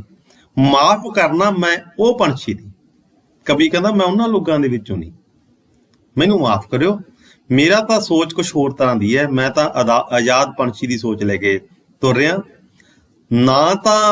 ਨਾ ਹੀ ਮੇਰਾ ਕੋਈ ਘਰ ਹੈ। ਜਿਨ੍ਹਾਂ ਨੇ ਕਦੇ ਪ੍ਰਵਾਜ਼ ਨਹੀਂ ਭਰੀ, ਉਹ ਹਉਂ ਦੀ ਸੱਤਾ ਦੇ ਗਿੱਠ ਮੁਠੀਏ ਕੀ ਜਾਣਨ ਕੀ ਹੁੰਦਾ। ਹਉਂ ਦਾ ਹੰਕਾਰ, ਅਸਲ ਦੇ ਵਿੱਚ ਉਹ ਖੂਹ ਦੇ ਡੱਡੂ ਹੈ। ਕਹਿੰਦਾ ਖੂਹ ਦੇ ਡੱਡੂ ਘਰਾਂ ਦੇ ਵਿੱਚ ਬੈਠੇ ਆਪਣੀ ਸੋਚ ਬਣਾਈ ਹੋਈ ਹੈ, ਉਹ ਸੋਚ ਦੇ ਵਿੱਚੋਂ ਬਾਹਰ ਨਹੀਂ ਨਿਕਲ ਪਾ ਰਹੇ। ਉਹ ਆਪਣੀ ਸੱਤਾ ਦੇ ਗਿੱਠ ਮੁਠੀਏ ਹੈ, ਆਪਣੀ ਸੋਚ ਦੇ ਅਧੀਨ ਹੈ, ਆਪਣੀ ਸੋਚ ਦੇ ਗੁਲਾਮ ਹੈ। ਉਹਨਾਂ ਨੂੰ ਕੀ ਪਤਾ ਕਿ ਸੰਸਾਰ ਕੀ ਹੈ, ਸੰਸਾਰ ਕਿੱਥੋਂ ਤੱਕ ਫੈਲਿਆ ਹੋਇਆ ਹੈ, ਲੋਕ ਕਿਸ ਤਰ੍ਹਾਂ ਦੀ ਸੋਚ ਸੋਚਦੇ ਆ, ਕਿੰਨੀਆਂ ਬੋਲੀਆਂ ਬੋਲੀਆਂ ਜਾਂਦੀਆਂ, ਕਿੰਨਾ ਸੰਸਾਰ ਨੇ ਵਿਕਾਸ ਕਰ ਲਿਆ, ਉਹਨਾਂ ਲੋਕਾਂ ਨੂੰ ਕੀ ਪਤਾ ਇਸ ਚੀਜ਼ ਦਾ। ਸੁੰਨੇ ਆਕਾਸ਼ ਦੇ ਰਕਬੇ ਨੂੰ ਤੁਰਨਾ ਤੇ ਖੰਭ ਖੰਭ ਆਪਣੀ ਹੀ ਉਡਾਨ ਅੰਦਰ ਵਿਸਰ ਤੇ ਖਿੱਲਰ ਜਾਣਾ ਤੇ ਮੁੜ ਪਰਤਨ ਨੂੰ ਜੜ੍ਹਾਂ ਤੱਕ ਭੁਲਾ ਦੇਣਾ। ਕਹਿੰਦਾ ਵੀ ਜਿਹੜੇ ਪੰਛੀ ਆਜ਼ਾਦ ਤਬੀਅਤ ਦੇ ਹੁੰਦੇ ਆ, ਮੇਰੇ ਵਰਗੇ ਲੋਕ ਹੁੰਦੇ ਆ, ਉਹ ਤਾਂ ਕਹਿੰਦਾ ਆਕਾਸ਼ ਨੂੰ ਮਿਣਨ ਦੇ ਲਈ ਆਪਣੀ ਉਡਾਰੀ ਭਰਦੇ ਆ। ਆਕਾਸ਼ ਅਸੀਮਤ ਹੈ, ਇਸ ਦੇ ਵਿੱਚ ਆਪਣੀ ਸਪੇਸ, ਆਪਣੀ ਦੁਨੀਆ ਤਲਾਸ਼ਣ ਦੀ ਲਈ ਉਹ ਸਦਾ ਹੀ ਤਤਪਰ ਰਹਿੰਦੇ ਆ, ਸਦਾ ਸੰਘਰਸ਼ ਕਰਦੇ ਰਹਿੰਦੇ ਆ। ਤੇ ਉਹ ਤਾਂ ਆਕਾਸ਼ ਦੇ ਵਿੱਚ ਉੱਡ ਕੇ ਆਪਣੇ ਆਪ ਨੂੰ ਖਿਲਾਰ ਦਿੰਦੇ ਆ। ਉਹ ਮੁੜ ਪਰਤਨ ਦੇ ਲਈ ਨਹੀਂ ਉੱਡਦੇ, ਆਪਣੀਆਂ ਜੜ੍ਹਾਂ ਨੂੰ ਭੁਲਾ ਦਿੰਦੇ ਆ। ਜੜ੍ਹਾਂ ਤੋਂ ਭਾਵ ਜਿੱਥੋਂ ਉਹ ਉੱਡੇ ਸੀ, ਜਿੱਥੇ ਉਹਨਾਂ ਦਾ ਸੱਭਿਆਚਾਰ ਹੈ, ਜਿੱਥੇ ਉਹਨਾਂ ਦੇ ਲੋਕ ਹੈ, ਉਹਨਾਂ ਲੋਕਾਂ ਦੇ ਨਾਲ ਜੁੜ ਕੇ ਰਹਿਣ ਦੀ ਉਹਨਾਂ ਦੀ ਕੋਈ ਤਮੰਨਾ ਨਹੀਂ ਹੁੰਦੀ। ਉਹ ਜਿੱਥੇ ਵੀ ਜਾਂਦੇ ਉੱਥੇ ਆਪਣੀਆਂ ਜੜ੍ਹਾਂ ਲਾ ਲੈਂਦੇ ਤੇ ਆਪਣੇ ਸੱਭਿਆਚਾਰ ਦੀਆਂ ਨੂੰ ਵਿਸਥਾਰ ਦਿੰਦੇ ਆ। ਜਿਵੇਂ ਇੱਕ ਦਰਖਤ ਦਾ ਬੀਜ ਕਿਸੇ ਦੂਜੀ ਧਰਤੀ ਦੇ ਉੱਪਰ ਜਾ ਕੇ ਡਿੱਗ ਜਾਂਦਾ ਤੇ ਉੱਥੇ ਉਹ ਹਰਾ ਹੋ ਜਾਂਦਾ ਹੈ। ਉਦੋਂ ਬਾਅਦ ਉਸ ਦਰਖਤ ਦੇ ਵਿੱਚੋਂ ਬਹੁਤ ਸਾਰੀਆਂ ਹੋਰ ਫਲ ਡਿੱਗਦੇ ਆ, ਬੀਜ ਡਿੱਗਦੇ ਆ ਤੇ ਉੱਥੇ ਉਹਨਾਂ ਦਾ ਇੱਕ ਜੰਗਲ ਬਣ ਜਾਂਦਾ। ਇਸ ਤਰ੍ਹਾਂ ਦੀ ਸੋਚ ਕਵੀ ਲੈ ਕੇ ਤੁਰ ਰਿਹਾ। ਸਮਿਆਂ ਸਮਿਰਤੀਆਂ ਅਥਾਹ ਦੇਸ਼ਾਂ ਨੂੰ ਆਪਣੇ ਪਰਾਂ ਦੀ ਇਕੱਲ ਵਿੱਚ ਸਮਾ ਕੇ ਉੱਡਣਾ ਤੇ ਬਸ ਉੱਡਦੇ ਹੀ ਰਹਿਣਾ। ਕਹਿੰਦਾ ਮੇਰੀ ਸੋਚ ਤਾਂ ਇਸ ਤਰ੍ਹਾਂ ਦੀ ਹੈ ਕਿ ਇਸ ਧਰਤੀ ਦੇ ਉੱਪਰ ਪੈਦਾ ਹੋਇਆ, ਜਿਸ ਵੀ ਸੰਸਾਰ ਦੇ ਹਿੱਸੇ ਦੇ ਵਿੱਚ ਜਾਵਾਂਗੇ, ਜਿਸ ਵੀ ਦੇਸ਼ ਦੇ ਵਿੱਚ ਜਾਵਾਂਗੇ, ਉੱਥੇ ਕਹਿੰਦਾ ਅਸੀਂ ਆਪਣੇ ਆਪ ਨੂੰ ਸਥਾਪਿਤ ਕਰ ਲਵਾਂਗੇ। ਮੈਂ ਤਾਂ ਆਕਾਸ਼ ਨੂੰ ਮਿਲਣਾ ਹੈ, ਮੈਂ ਤਾਂ ਦੁਨੀਆ ਨੂੰ ਦੇਖਣਾ ਹੈ, ਮੈਂ ਤਾਂ ਦੁਨੀਆ ਦੇ ਵਿੱਚ ਆਪਣੇ ਆਪ ਨੂੰ ਸਥਾਪਿਤ ਕਰਨਾ ਹੈ। ਮੈਂ ਆਪਣੀ ਮਾਤਰ ਭੂਮੀ ਦਾ ਕਦੇ ਵਿਯੋਗ ਨਹੀਂ ਕਰਾਂਗਾ, ਉਹਦੇ ਲਈ ਰੋਣਾ ਨਹੀਂ ਰੋਵਾਂਗਾ। ਅਸਲ ਦੇ ਵਿੱਚ ਕਵੀ ਆਜ਼ਾਦ ਸੋਚ ਨੂੰ ਇਸ ਕਵਿਤਾ ਦੇ ਵਿੱਚ ਪੇਸ਼ ਕਰਦਾ ਹੈ। ਕਵੀ ਇੱਕ ਇਸ ਤਰ੍ਹਾਂ ਦੀ ਸੋਚ ਲੈ ਕੇ ਆਉਂਦਾ ਹੈ ਜਿਹੜੀ ਭੂ ਹੇਰਵੇ ਤੋਂ ਮੁਕਤੀ ਦਿਵਾਉਂਦੀ ਹੈ ਪ੍ਰਵਾਸੀ ਪੰਜਾਬੀਆਂ ਨੂੰ। ਕਵੀ ਪੰਛੀ ਪ੍ਰਵਾਜ ਵਿੱਚੋਂ ਮਾਤ ਭੂਮੀ ਵੱਲ ਨਹੀਂ ਪਰਤਦੇ। ਇਸ ਕਵਿਤਾ ਦੇ ਵਿੱਚ ਉਹ ਕਵੀ ਕਹਿੰਦਾ ਉਹਨਾਂ ਦੀ ਪ੍ਰਵਾਜ ਪਰਤਣ ਲਈ ਨਹੀਂ, ਸਗੋਂ ਸਦਾ ਉੱਡਦੇ ਰਹਿਣ ਵਾਲੀ ਸੁੱਧ ਪ੍ਰਵਾਜ ਹੁੰਦੀ ਹੈ। ਕਵੀ ਪੰਛੀ ਵਾਂਗ ਸਵੇਰ ਦੇ ਉੱਡੇ ਆਥਣ ਨੂੰ ਘਰਾਂ ਨੂੰ ਪਰਤਣ ਦੀ ਗੱਲ ਨਹੀਂ ਕਰਦਾ, ਸਗੋਂ ਉਹ ਤਾਂ ਕਹਿੰਦਾ ਵੀ ਇਹ ਤਾਂ ਪਿੰਜਰਿਆਂ ਵਿੱਚ ਬੰਦ ਰਹਿਣ ਵਾਲੇ ਬੰਦੇ ਜਾਂ ਪੰਛੀ ਦੀ ਤਰ੍ਹਾਂ ਸੋਚ ਹੈ ਤੁਹਾਡੀ। ਕਹਿੰਦਾ ਅਸਲ ਦੇ ਵਿੱਚ ਜਿਹੜੀ ਸ਼ੁੱਧ ਪ੍ਰਵਾਜ ਹੁੰਦੀ ਹੈ ਉਹਦੇ ਵਿੱਚ ਵਾਪਸ ਪਰਤਣ ਦਾ ਕੋਈ ਅਹਿਦਨਾਮਾ ਨਹੀਂ ਹੁੰਦਾ, ਕੋਈ ਐਲਾਨਨਾਮਾ ਨਹੀਂ ਹੁੰਦਾ, ਵਾਪਸ ਪਰਤਣ ਦੀ ਕੋਈ ਸੋਚ ਛੁਪੀ ਨਹੀਂ ਹੁੰਦੀ। ਇਹ ਵਿਦਿਆਰਥੀ ਉਹਨਾਂ ਦੀ ਪਹਿਲੀ ਕਵਿਤਾ ਸੀ ਜਿਹਦੇ ਆਪਾਂ ਅਰਥ ਕੀਤੇ ਹੈ। ਦੂਸਰੀ ਕਵਿਤਾ ਉਹਨਾਂ ਦੀ ਹੈਗੀ ਹੈ ਯਰਦ ਚੁੱਪਾਂ। ਇਹਦੀ ਆਪਾਂ ਹੁਣ ਗੱਲ ਕਰਦੇ ਹਾਂ, ਇਹਦੀ ਆਪਾਂ ਵਿਆਖਿਆ ਦੀ ਗੱਲ ਕਰ ਰਹੇ ਹਾਂ। ਆਪਾਂ ਇਸ ਕਵਿਤਾ ਦਾ ਪਹਿਲਾਂ ਪੜ੍ਹਤ ਲੈਂਦੇ ਹਾਂ, ਦੇਖਦੇ ਹਾਂ ਕੀ ਕਹਿੰਦਾ ਕਵੀ। ਯਰਦ ਹੁੰਦਾ ਹੈਗਾ ਯਰਦ ਚੁੱਪਾਂ, ਗਹਿਰੀਆਂ ਚੁੱਪਾਂ ਲਾ ਲਓ ਤੁਸੀਂ ਜਾਂ ਡੂੰਘੀਆਂ ਚੁੱਪਾਂ। ਇੱਕ ਸੋਚ, ਇੱਕ ਵਿਚਾਰ ਇਸ ਕਵਿਤਾ ਦੇ ਵਿੱਚ ਕਵੀ ਨੇ ਪੇਸ਼ ਕੀਤਾ ਹੈ। ਤੂੰ ਨਾ ਭੀੜ ਨੂੰ ਹਾਂ ਕਿਹਾ, ਨਾ ਨਾਰੇ ਨੂੰ ਜੀ ਆਇਆ, ਨਾ ਝੰਡਿਆਂ ਨੂੰ ਸਿਰ ਝੁਕਾਇਆ, ਨਾ ਸਮਝੌਤਿਆਂ ਦੇ ਮੇਜ਼ ਤੇ ਸਾਜ਼ਿਸ਼ਾਂ ਨਾਲ ਸ਼ਾਮਲ ਹੋਇਆ। ਸਧਾਰਨ ਹਾਂ, ਸਧਾਰਨਤਾ ਦਾ ਪ੍ਰਚਾਰਕ ਨਹੀਂ। ਕਵੀ ਨਾ ਅਸਲ ਦੇ ਵਿੱਚ ਜਿਹੜੇ ਦੁਨੀਆ ਦੇ ਵਿੱਚ ਲੋਕ ਹੈ, ਲੋਕ ਡਬਲ ਦੂਰੇ ਕਿਰਦਾਰ ਵਾਲੇ ਲੋਕ, ਉਹਨਾਂ ਦੇ ਇੱਕ ਚੋਟ ਕੀਤੀ ਹੈ। ਕਵੀ ਕਹਿੰਦਾ ਕਿ ਨਾ ਤਾਂ ਮੈਂ ਕਦੇ ਭੀੜ ਦਾ ਹਿੱਸਾ ਰਿਹਾ, ਨਾ ਤਾਂ ਮੈਂ ਭੀੜ ਦੇ ਨਾਲ ਲੱਗ ਕੇ, ਜਿਵੇਂ ਭੀੜ ਕਹਿੰਦੀ ਹੈ, ਭੀੜ ਗਲਤ ਵੀ ਹੋ ਸਕਦੀ ਹੈ। ਭੀੜ ਦੀ ਸੋਚ ਇੱਕ ਬੌਧਿਕ ਸੋਚ ਨਹੀਂ ਹੋ ਸਕਦੀ। ਮੈਂ ਕਹਿੰਦਾ ਭੀੜ ਦੇ ਵਿੱਚ ਕਦੇ ਵੀ ਰਲ ਕੇ ਉਹਦੀ ਹਾਂ ਦੇ ਵਿੱਚ ਹਾਂ ਨਹੀਂ ਮਿਲਾਇਆ। ਮੈਂ ਕਦੇ ਵੀ ਜਿਹੜੀ ਵੀ ਕੋਈ ਮੇਰੇ ਸਾਹਮਣੇ ਵਿਚਾਰ ਆਉਂਦਾ ਉਹਦੇ ਤੇ ਮੈਂ ਆਪਣੀ ਇੱਕ ਰਹਿ ਬਣਾਉਣਾ, ਮੈਂ ਰਹਿ ਬਣਾ ਕੇ ਉਹਦੇ ਤੇ ਗੱਲ ਕਰਦਾ। ਮੈਂ ਕਦੇ ਵੀ ਭੀੜ ਦੇ ਹਾਂ ਦੇ ਵਿੱਚ ਹਾਂ ਨਹੀਂ ਮਿਲਾਈ, ਤੇ ਨਾ ਹੀ ਮੈਂ ਕਹਿੰਦਾ ਕਿਸੇ ਨਾਰੇ ਦੇ ਪਿੱਛੇ ਲੱਗ ਕੇ ਨਾਰਾ ਲਾਇਆ। ਮੈਂ ਤਾਂ ਕਹਿੰਦਾ ਕਿਸੇ ਨਾਰੇ ਦਾ ਵੀ ਸਵਾਗਤ ਨਹੀਂ ਕੀਤਾ। ਨਾ ਕਹਿੰਦਾ ਮੈਂ ਜਿਹੜੇ ਸੱਤਾ ਦੇ ਝੰਡੇ ਹੈ ਨਾ, ਜਿਹੜੀ ਮੌਕੇ ਦੀ ਸਰਕਾਰ ਹੈ, ਮੌਕੇ ਦੀ ਸੱਤਾ ਹੈਗੀ ਹੈ, ਉਹਦੇ ਝੰਡੇ ਨੂੰ ਕਿਤੇ ਸਿਰ ਝੁਕਾਇਆ। ਮੈਂ ਸੱਤਾ ਦੇ ਅੱਗੇ ਵੀ ਨਹੀਂ ਝੁਕਿਆ, ਕਹਿੰਦਾ ਮੌਕੇ ਦੀ ਸਰਕਾਰ ਦੇ ਅੱਗੇ ਵੀ ਨਹੀਂ ਝੁਕਿਆ। ਅਤੇ ਨਾ ਹੀ ਮੈਂ ਮੇਜ਼ ਉੱਤੇ ਹੋਏ ਸਮਝੌਤਿਆਂ ਦੀ ਸਾਜ਼ਿਸ਼ ਦੇ ਵਿੱਚ ਸ਼ਾਮਲ ਹੋਇਆ। ਬਹੁਤ ਸਾਰੇ ਨਾ ਲੋਕ ਸੰਘਰਸ਼ ਹੁੰਦੇ ਆ ਵਿਦਿਆਰਥੀਓ।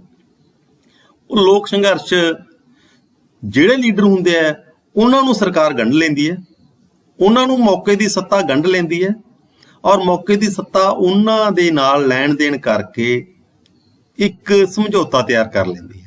ਉਹ ਸਮਝੌਤਾ ਲੋਕ ਪੱਖੀ ਬੇਸ਼ੱਕ ਨਾ ਹੋਵੇ, ਪਰ ਜਿਹੜੇ ਲੀਡਰ ਲੱਗੇ ਹੋਏ ਆ ਉਹਨਾਂ ਦੇ ਨਿੱਜੀ ਕੰਮ ਉਹ ਹੋ ਜਾਂਦੇ ਆ, ਜਾਂ ਨਿੱਜੀ ਉਹਨਾਂ ਦੀਆਂ ਝੋਲੀਆਂ ਭਰ ਜਾਂਦੀਆਂ। ਇਸ ਕਰਕੇ ਉਹ ਲੋਕਾਂ ਦੇ ਸੰਘਰਸ਼ ਨੂੰ ਵੇਚ ਆਉਂਦੇ ਆ। ਕਹਿੰਦਾ ਮੈਂ ਇਹਨਾਂ ਸਮਝੌਤਿਆਂ ਦੀ ਮੇਜ਼ ਦੇ ਉੱਪਰ ਕਦੇ ਵੀ ਸ਼ਾਮਲ ਨਹੀਂ ਹੋਵਾਂਗਾ। ਮੈਂ ਇਸ ਤਰ੍ਹਾਂ ਦੇ ਸਾਜ਼ਿਸ਼ਾਂ ਦੇ ਵਿੱਚ ਕਦੇ ਵੀ ਸ਼ਾਮਲ ਨਹੀਂ ਹੋਊਗਾ। ਸਾਜ਼ਿਸ਼ਾਂ ਨਾਲ ਕਦੇ ਵੀ ਮੈਂ ਸ਼ਾਮਲ ਨਹੀਂ ਹੁੰਦਾ ਮੇਜ਼ ਦੇ ਸਮਝੌਤਿਆਂ ਦੇ ਉੱਪਰ।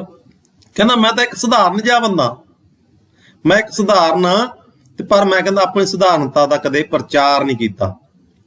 ਇੱਥੇ ਕਵੀ ਇੱਕ ਵਿਅੰਗ ਕਰਦਾ, ਵਿਕੀਆਂ ਮਸ਼ਕਰੀਆਂ ਜਰਦ ਚੁੱਪਾਂ। ਹੁਣ ਇਹ ਇੱਕ ਬਹੁਤ ਵੱਡਾ ਵਿਅੰਗ ਹੈ। ਕਹਿੰਦਾ ਮੈਂ ਕਦੇ ਵੀ ਨਾ ਤਾਂ ਵਿਕੀਆਂ ਮਸ਼ਕਰੀਆਂ ਦਾ ਹਿੱਸਾ ਰਿਹਾ, ਜਰਦ ਚੁੱਪਾਂ ਪਿੱਟੇ ਹੋਏ ਮਜ਼ਾਕ ਵਾਲੀ ਰਚਨਾ ਨੂੰ ਕਵਿਤਾ ਕਹਿੰਦਾ, ਤੇ ਨਾ ਹੀ ਆਪਣੇ ਸੁਭਾਅ ਦਾ ਇਹ ਹਿੱਸਾ ਬਣਾਇਆ ਕਿ ਕਹਿੰਦਾ ਮੈਂ ਸਧਾਰਨ ਬੰਦਾ। ਮੈਂ ਕਹਿੰਦਾ ਵਿਕਿਆ ਹੋਇਆ ਨਹੀਂ, ਨਾ ਹੀ ਕਹਿੰਦਾ ਮੈਂ ਉਹਨਾਂ ਦਾ ਕਿਤੇ ਹਿੱਸਾ ਰਿਹਾ। ਇਹ ਗੱਲ ਕਵੀ ਕਹਿ ਰਿਹਾ। ਮੈਂ ਕਹਿੰਦਾ ਮਿਸਨੀਆਂ ਟਕੋਰਾਂ ਨੂੰ, ਪਿੱਟੇ ਮਜ਼ਾਕਾਂ ਨੂੰ ਕਦੇ ਕਵਿਤਾ ਨਹੀਂ ਕਿਹਾ। ਜਿਹੜੀਆਂ ਜਰਦ ਚੁੱਪਾਂ ਹੁੰਦੀਆਂ, ਵਿਕੀਆਂ ਹੋਈਆਂ ਲੋਕ ਸੋਚਾਂ ਹੁੰਦੀਆਂ, ਜਾਂ ਮਿਸਨੀਆਂ ਜਿਹੜੀਆਂ ਕਹਿ ਸਕਦੇ ਟਕੋਰਾਂ, ਪਿੱਟੇ ਹੋਏ ਮਜ਼ਾਕ, ਉਹਨਾਂ ਨੂੰ ਕਦੇ ਕਵਿਤਾ ਨਹੀਂ ਕਿਹਾ। ਇਹ ਗੱਲ ਕਵੀ ਬੜੇ ਫਖਰ ਦੇ ਨਾਲ ਕਹਿ ਰਿਹਾ। ਨਾ ਹੀ ਆਪਣੇ ਸੁਭਾਅ ਦਾ ਖੁਦਾ, ਆਪਣੇ ਸੁਭਾਅ ਦਾ ਖੁਦਾ, ਨਾ ਹੀ ਕਦੇ ਮੈਂ ਆਪਣੇ ਆਪ ਨੂੰ ਰੱਬ ਸਮਝਿਆ ਕਦੇ। ਇਲਮ ਚਗਲੇ ਹੋਏ ਪਾਣ ਦੀ ਪੀਕ ਨਹੀਂ। ਇਲਮ ਹੁੰਦਾ ਵਿਦਿਆਰਥੀਓ ਜਿਹੜਾ ਤੁਹਾਡੇ ਕੋਲੇ ਵਿਦਵਤਾ ਹੈਗੀ ਹੈ, ਜਿਹੜੀ ਤੁਹਾਡੇ ਕੋਲੇ ਇੱਕ ਸੋਚ ਹੈਗੀ ਹੈ, ਜਿਹੜੀ ਤੁਹਾਡੇ ਕੋਲੇ ਇੱਕ ਇਲਮ ਹੈਗਾ, ਪੜ੍ਹਾਈ ਹੈਗੀ ਹੈ, ਇਹਨੂੰ ਕਹਿੰਦਾ ਮੈਂ ਕਦੇ ਵੀ ਇਸ ਨੂੰ, ਜਿਸ ਤਰ੍ਹਾਂ ਪਾਣ ਹੁੰਦੀ ਹੈ ਨਾ, ਪਾਣ ਨੂੰ ਬੰਦਾ ਖਾਂਦਾ ਹੈ, ਮੂੰਹ ਦੇ ਵਿੱਚ ਚਬਾਉਂਦਾ, ਬਾਅਦ ਦੇ ਵਿੱਚ ਉਹਨੂੰ ਥੁੱਕ ਦਿੰਦਾ ਹੈ, ਇਸ ਤਰ੍ਹਾਂ ਨਹੀਂ ਹੋਣ ਦਿੱਤਾ ਕਹਿੰਦਾ ਮੈਂ ਆਪਣੇ ਇਲਮ ਨੂੰ। ਇਲਮ ਤਾਂ ਕਹਿੰਦਾ ਇਨਸਾਨ ਨੂੰ ਦੀ ਸਿਆਣਪ ਦਾ ਇੱਕ ਪੈਮਾਨਾ ਹੁੰਦਾ। ਮੈਂ ਉਹਨਾਂ 'ਚ ਕਦੇ ਹਾਜ਼ਰ ਨਾ ਹੋਇਆ ਜੋ ਆਪਣੀ ਮਰਜ਼ੀ ਨੂੰ ਸੱਚ ਸਮਝਣ ਤੇ ਬਣਾਉਣ ਲਈ ਅਰਥਾਂ ਦਾ ਇਕੱਠ ਕਰਦੇ ਆ। ਕਹਿੰਦਾ ਮੈਂ ਉਸ ਭੀੜ ਦਾ, ਉਹਨਾਂ ਲੋਕਾਂ ਦਾ ਕਦੇ ਹਿੱਸਾ ਨਹੀਂ ਬਣਿਆ ਜਿਹੜੇ ਆਪਣੀ ਮਨਮਰਜ਼ੀ ਚਲਾਉਣ ਦੇ ਲਈ ਆਪਣੇ ਇੱਕ अर्थ कढ लेंदे, अपनी एक दुनिया वसा लेंदे है ते उहदे आसे पासे लोगों नूं इकट्ठे करके अपने मनमर्जी का काम करना चाहुंदे आ, लोगों की सोच नूं पासे धक दिंदे आ। मैं उन्हां लोगों का कदे भी हिस्सा नहीं रहा, मैं उन्हां लोगों नूं कदे भी उन्हां लोगों की कदे भी कह सकते हो कि सोच का हिस्सा नहीं रहा, ना ही उन्हां लोगों की सोच नूं कदे मैं जी आया क्या। इनू दूरिया फिर एक बार चंगी तरह पढ़ो। जो अपनी मनमर्जी नूं सच समझण ते बनाउण लई अर्थां दा इकट्ठ करदे हन। विद्यार्थियों, वर्तमान युग दे विच ना जिहड़ा इलैक्ट्रॉनिक मीडिया हैगा वो सत्तामुखी हो गया। सत्ता दे पिछे लग के सरकार दी गोदी दे विच बह के सरकार दी लोड़ अनुसार मन घड़त कहानियां बनाउंदे आ। वो मन घड़त कहानियां लोगों दे विच चलाउंदे आ ते अपने नवीं एक विचारधारा नूं पैदा करदे आ, जिस तरह की सरकार चाहुंदी हुंदी है मौके दी। कहंदा मैं उस दा कदे भी हिस्सा नहीं बनया जो अपनी मनमर्जी नूं सच समझण ते बनाउण लई अर्थां दा इकट्ठ करदे आ। हुण अजकल जे तुसीं ध्यान नाल देखो, इन्हां मीडिया दे विच ना आम लोगों की गल नहीं हुंदी। बहुत सारे लोग संघर्ष करी जांदे, उन्हां दा जिक्र नहीं हुंदा, सगों कुछ लोगों दे लई कुछ स्टोरियां बनाई जांदियां, उन्हां स्टोरियां नूं मीडिया दे विच पेश करके उसे नूं दस्सिया जांदा कि यह समाज दा सच है। विद्यार्थियों, ये सच नहीं हैगा। लोग है जिहड़े वो रोजगार दे लई तड़फ रहे हैं, लोगों के काम धंधे छुट रहे हैं, लोग अपने रोजी रोटी लई तड़फ रहे हैं, उन्हां दी गल मीडिया नहीं करदा। सगों कुछ लोग जिहड़े हुंदे आ, जिवें फिल्मी एक्टर हो गया जां कोई इस तरह की हो गई, उहदी एक स्टोरी बना ली ते उहनूं कई महीने अपनी स्टोरी कवरेज देती ते ओह लोगों दे विच पेश करती, परोसती ते एक नवां ही अर्थ सिरजण की कोशिश की कि साडा समाज दे विच तां चीज़ की लोड़ है, जबकि उन्हां चीज़ां की लोड़ नहीं हुंदी। कवि कहंदा मैं इन्हां कदे हिस्सा नहीं बनूंगा। सच संग लाउंदे ने नहीं, मैं किसी संपादक नूं कदे कोई खत नहीं लिखिया। कहंदा ना ही मैं किसी संपादक नूं खत लिखिया, ना ही मैं कहंदा इस तरह के झूठे सच दे पक्ष दे विच खड़िया। मैं तां कहंदा जिहड़ी भी गल कीती है सच नूं सच मन के कीती है। मैं किसी संपादक तो वाहवा फोकी वाहवा नहीं लैती, मैं किसी संपादक तो फोकी।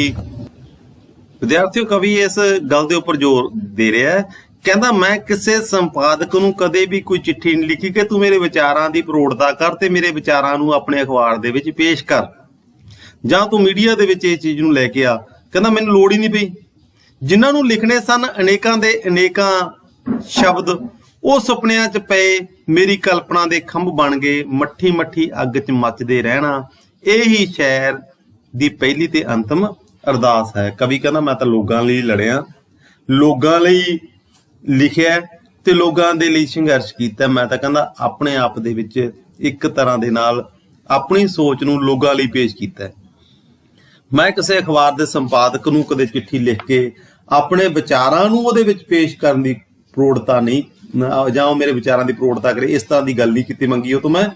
ਜਿਨ੍ਹਾਂ ਨੇ ਬਹੁਤ ਸਾਰੇ ਸ਼ਬਦ ਲਿਖਣੇ ਸਨ ਉਹ ਉਸਦੇ ਸੁਪਨਿਆਂ ਵਿੱਚ ਉਸਦੀ ਕਲਪਨਾ ਦੇ ਖੰਭ ਬਣ ਕੇ ਕਵਿਤਾ ਦਾ ਰੂਪ ਧਾਰ ਕੇ, ਮੈਂ ਤਾਂ ਉਹਨਾਂ ਲੋਕਾਂ ਦੀ ਗੱਲ ਕਰਾਂਗਾ। ਅਸਲ ਵਿੱਚ ਸ਼ਾਇਰ ਦੀ ਪਹਿਲੀ ਅਰਦਾਸ ਹੀ ਇਹ ਹੁੰਦੀ ਹੈ ਕਿ ਉਹ ਜੀਵਨ ਦੇ ਅਨੁਭਵ ਨੂੰ ਮੱਠੀ ਮੱਠੀ ਅੱਗ ਦੇ ਵਿੱਚ ਸੜਦਾ ਰਹੇ, ਮੱਠੀ ਮੱਠੀ ਅੱਗ ਦੇ ਵਿੱਚ, ਜਾਂ ਕਹਿੰਦੇ ਹੁੰਦੇ ਵੀ ਉਹਦੇ ਆਪਣੇ ਸ਼ਬਦਾਂ ਦੇ ਵਿੱਚ ਉਹਨੂੰ ਪੇਸ਼ ਕਰਦਾ ਰਹੇ।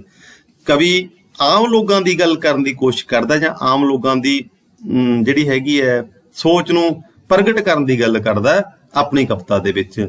ਤੇ ਉਹ ਜਿਹੜੀ ਇੱਕ ਭੀੜ ਆ ਉਹਦਾ ਹਿੱਸਾ ਨਹੀਂ ਬਣਨਾ ਚਾਹੁੰਦਾ, ਜਾਂ ਜਿਹੜੇ ਵਿਚਾਰ ਲੋਕਾਂ ਦੇ ਅੱਗੇ ਪੇਸ਼ ਕਰਨੇ ਉਹਨਾਂ ਨੇ ਉਹ ਉਸ ਤਰ੍ਹਾਂ ਦੇ ਵਿਚਾਰ ਨਹੀਂ ਹੈਗੇ ਜਿਹੜੇ ਮੌਕੇ ਦੀ ਸੱਤਾ ਚਾਹੁੰਦੀ ਹੈ, ਸਰਕਾਰ ਚਾਹੁੰਦੀ ਹੈ ਕਿ ਜਿਹੜਾ ਸੱਚ ਆ ਉਹਨੂੰ ਛੁਪਾਇਆ ਜਾਵੇ ਤੇ ਜਿਹੜਾ ਝੂਠ ਹੈਗਾ ਉਹਨੂੰ ਮੀਡੀਆ ਦੇ ਰਾਹੀਂ ਪੇਸ਼ ਕਰਕੇ ਉਸੇ ਨੂੰ ਇੱਕ ਸੱਚ ਦਾ ਰੂਪ ਦੇ ਦਿੱਤਾ ਜਾਵੇ, ਜਿਵੇਂ ਵਰਤਮਾਨ ਯੁੱਗ ਦੇ ਵਿੱਚ ਹੋ ਰਿਹਾ, ਭਾਰਤ ਦੇ ਵਿੱਚ ਖਾਸ ਕਰਕੇ, ਵਰਲਡ ਦੇ ਵਿੱਚ ਵੀ ਹੋ ਰਿਹਾ ਚੀਜ਼।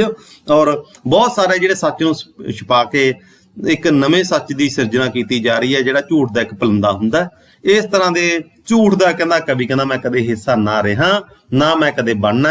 ਮੈਂ ਇੱਕ ਸਧਾਰਨ ਜਿਹਾ ਬੰਦਾ, ਕਹਿੰਦਾ ਸਧਾਰਨ ਜਿਹਾ ਬੰਦਾ ਆਮ ਲੋਕਾਂ ਦੀ ਗੱਲ ਕਰੂੰਗਾ ਤੇ ਆਮ ਲੋਕਾਂ ਦੇ ਹੱਕ ਦੇ ਵਿੱਚ ਡਟੂੰਗਾ। ਇੱਕ ਦਿਨ ਮੇਰਾ ਸੱਚ ਲੋਕਾਂ ਦੇ ਅੱਗੇ ਪੇਸ਼ ਹੋਊਗਾ ਔਰ ਲੋਕ ਉਹ ਸੱਚ ਨੂੰ ਅਸਲੀ ਸੱਚ ਸਮਝਣਗੇ। ਬਾਕੀ ਜਿਹੜਾ ਝੂਠ ਹੈਗਾ ਉਹਦਾ ਪਰਦਾਫਾਸ਼ ਜ਼ਰੂਰ ਹੋ ਜੂ ਇੱਕ ਦਿਨ। ਦੁਨੀਆ ਦੇ ਵਿੱਚ ਝੂਠ ਦੇ ਕਦੇ ਪੈਰ ਨਹੀਂ ਹੁੰਦੇ। ਸੋ ਵਿਦਿਆਰਥੀਓ, ਇਸ ਕਵਿਤਾ ਦੇ ਵਿੱਚ ਕਵੀ ਨੇ ਆਪਣੇ ਨਿੱਜੀ ਵਿਚਾਰ ਪੇਸ਼ ਕੀਤੇ ਹੈਗੇ। ਨਿੱਜੀ ਵਿਚਾਰ ਬੇਸ਼ੱਕ ਉਹਦੇ ਇਹ ਹੈਗੇ ਆ ਕਿ ਵੀ ਉਹ ਭੀੜ ਦਾ ਕਦੇ ਹਿੱਸਾ ਨਹੀਂ ਬਣਦਾ, ਜਾਂ ਜਿਹੜਾ ਝੂਠ ਹੈਗਾ ਉਹਦਾ ਕਦੇ ਹਿੱਸਾ ਨਹੀਂ ਬਣਦਾ। ਇਸ ਤਰ੍ਹਾਂ ਨਾਲ ਇਸ ਕਵਿਤਾ ਦੇ ਵਿੱਚ ਕਵੀ ਭੀੜ ਤੋਂ ਪਾਰ, ਨਾਰਿਆਂ ਤੋਂ ਮੁਕਤ, ਸੱਤਾ ਤੋਂ ਬੇਨਿਆਜ਼, ਸੱਤਾ ਜਿਹੜੀ ਮੌਕੇ ਦੀ ਸਰਕਾਰ ਅਤੇ ਸੱਚ ਨੂੰ ਕਈ ਕੋਨਿਆਂ ਤੋਂ ਪਰਖਣ ਵਾਲਾ ਬਣ ਕੇ ਇਸ ਕਵਿਤਾ ਦੇ ਵਿੱਚ ਸਾਹਮਣੇ ਆਉਂਦਾ ਕਵੀ। ਔਰ ਉਹ ਸਧਾਰਨਤਾ ਨੂੰ ਪਿਆਰ ਕਰਦਾ ਹੋਇਆ ਆਪਣੀ ਇੱਕ ਚਾਹਤ ਹੈ, ਉਹਦੀ ਆਪਣੀ ਇੱਕ ਅਨੁਭਵ ਹੈ, ਉਸ ਨੂੰ ਲੋਕਾਂ ਦੇ ਅੱਗੇ ਪੇਸ਼ ਕਰਦਾ ਹੈ ਔਰ ਲੋਕਾਂ ਦੇ ਹੱਕਾਂ ਦੇ ਵਿੱਚ ਖੜਨ ਦੀ ਗੱਲ ਕਰਦਾ ਹੈ। ਭੀੜ ਕਵੀ ਹੈ ਜਿਹੜਾ ਭੀੜ ਦੇ ਨਾਰਿਆਂ ਤੋਂ ਮੁਕਤ ਹੋ ਕੇ ਔਰ ਸਾਜ਼ਿਸ਼ਾਂ ਤੋਂ ਉੱਪਰ ਉੱਠ ਕੇ ਲੋਕ ਹੱਕ ਦੀ, ਲੋਕ ਸੰਘਰਸ਼ ਦੀ ਗੱਲ ਇਸ ਕਵਿਤਾ ਦੇ ਵਿੱਚ ਕਰਦਾ ਹੈ। ਤੁਸੀਂ ਇਸ ਕਵਿਤਾ ਦਾ ਕੇਂਦਰੀ ਭਾਵ ਔਰ ਪਹਿਲੀ ਕਵਿਤਾ ਦਾ ਕੇਂਦਰੀ ਭਾਵ, ਇਸ ਕਵਿਤਾ ਦੇ ਵਿੱਚ ਛੋਟੇ ਜਿਹੜੇ ਕੁਐਸਚਨ ਆ ਉਹਨਾਂ ਦੀ ਗੱਲ, ਇਹਦੇ ਸਰਲ ਅਰਥ ਇਹਨਾਂ ਦੀ ਗੱਲ ਕਰੋਗੇ। ਅੱਜ ਦਾ ਲੈਕਚਰ ਆਪਾਂ ਇੱਥੇ ਖਤਮ ਕਰਾਂਗੇ। ਅਗਲਾ ਲੈਕਚਰ ਹੋਊਗਾ ਜਿਹੜਾ ਤੁਹਾਡਾ ਉਹ ਆਉਣ ਵਾਲੇ ਦਿਨਾਂ 'ਚ ਕਰਾਂਗੇ। ਵਿਦਿਆਰਥੀਓ, ਆਪਣੇ ਤਕਰੀਬਨ 3-4 ਕਵੀ ਹੋਰ ਰਹਿ ਗਏ ਆ, ਉਹਨਾਂ ਦੀ ਸਾਰਿਆਂ ਦੀ ਗੱਲ ਕਰਨ ਤੋਂ ਬਾਅਦ ਆਪਾਂ ਨਾਵਲ ਸ਼ੁਰੂ ਕਰਾਂਗੇ। ਨਾਵਲ ਹੈਗਾ ਤੁਹਾਡਾ ਇਹਦਾ ਜਸਵੰਤ ਸਿੰਘ ਕਮਲ ਦਾ, ਉਹਦੀ ਗੱਲ ਕਰਾਂਗੇ। ਉਹ ਨਾਵਲ ਤੁਸੀਂ ਲੈ ਲਿਓ। ਉਸ ਨਾਵਲ ਦਾ ਜਿਹੜਾ ਕਈ ਵਿਦਿਆਰਥੀਆਂ ਨੇ ਮੈਨੂੰ ਪੁੱਛਿਆ ਸੀਗਾ ਕਿ ਉਸ ਨਾਵਲ ਦਾ ਨਾਂ ਕੀ ਹੈ ਸਰ, ਉਹ ਨਾਵਲ ਕਿੱਥੋਂ ਮਿਲੂਗਾ। ਉਹ ਤੁਹਾਨੂੰ ਨਾਵਲ ਹੈ ਜਿਹੜਾ ਉਹ ਕਿਤੇ ਵੀ ਤੁਸੀਂ ਜਾਓਗੇ ਬੁੱਕ ਸ਼ੈਲਰ ਤੇ ਮਿਲ ਜੂਗਾ। ਨਾਵਲ ਦਾ ਨਾਂ ਤੁਹਾਡਾ ਰੂਪਧਾਰਾ ਹੈ, ਜਸਵੰਤ ਸਿੰਘ ਕਮਲ ਦਾ ਲਿਖਿਆ ਹੋਇਆ ਨਾਵਲ ਹੈ ਇਹ। ਰੂਪਧਾਰਾ ਨਾਵਲ ਲਾਇਬ੍ਰੇਰੀ 'ਚੋਂ ਲੈ ਲਓ ਜਾਂ ਕਦੋਂ ਵੀ ਲੈ ਲਓ, ਇਹਨੂੰ ਪੜ੍ਹ ਲਓ ਤੁਸੀਂ। ਫਿਰ ਆਪਾਂ ਇਹਦੀ ਪੜ੍ਹਤ ਦੀ ਗੱਲ ਕਰਾਂਗੇ ਆਉਣ ਵਾਲੇ ਲੈਕਚਰਾਂ ਦੇ ਵਿੱਚ। ਅੱਜ ਦਾ ਲੈਕਚਰ ਆਪਾਂ ਇੱਥੇ ਹੀ ਖਤਮ ਕਰਦੇ ਹਾਂ।